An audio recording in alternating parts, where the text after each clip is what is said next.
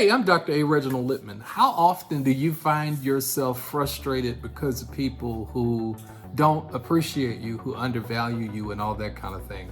Well, in this episode, I want to talk to you about how to get beyond people who don't know your value. Stay tuned.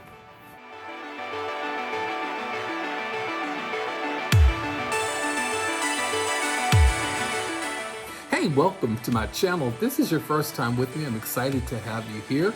This channel is all about empowering you to be your best self, to discover purpose, and to perfect that person on the inside that you really ultimately want to be. If you should find any content that is uplifting, inspirational, or motivational to you, I'd love for you to subscribe to my channel. Also, like, comment, and subscribe and share. Be sure to hit that bell notification so you'll be notified every time new content is loaded. How do you deal with it when people take it for granted and when they undervalue you and treat you as if you owe them something? Have you ever had that experience? I certainly have. Well, I want to tell you, number one, that you never, ever adopt another person's opinion about your life. Never adopt another person's opinion about your life. Why? Because we all see life through a different set of lenses.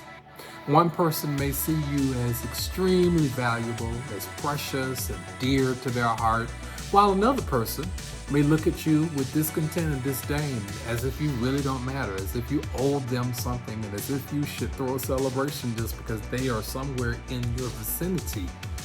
Well, when you adopt other people's perception of you, you're essentially giving value to what other people think who really and truly don't even know you. The second thing is to adopt a healthy self-perspective of yourself. It is so important to know who you are, to know what you bring to the table, to know your value, to know what you stand for, to know your quality and your caliber as a person. Because when you know who you are, no one can take away from you that identity of who you are.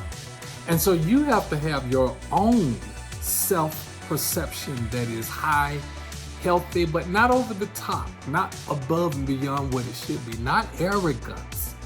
In fact, when people devalue you and take away from your own value, they are actually acting in arrogance.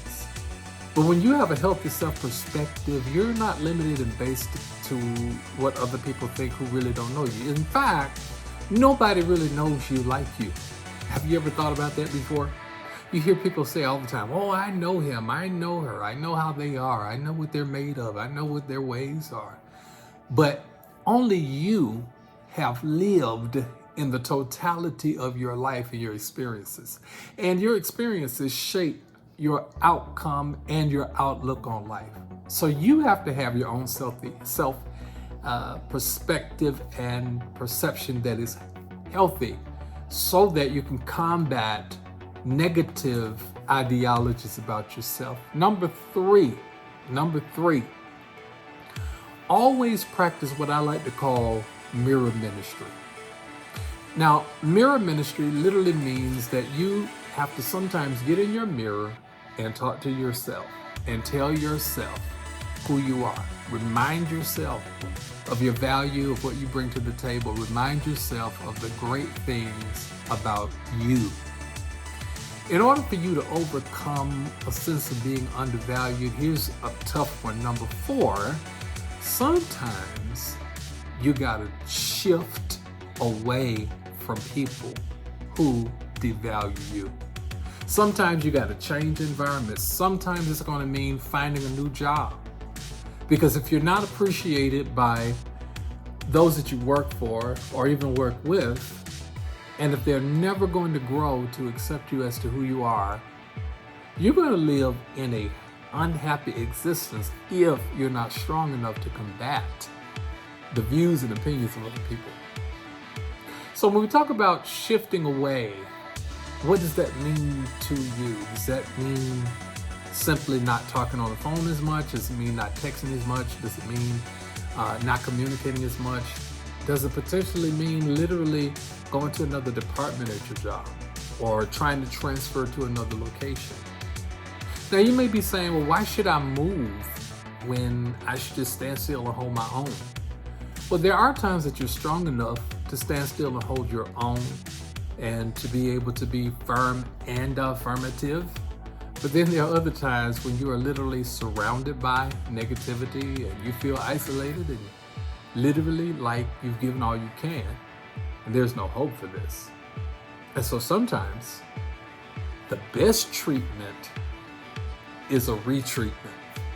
That means to move away from those stressors and negative things, negative environments, negative people, and negative processes that do nothing but pull you down instead of building you up. Hey, thank you for listening.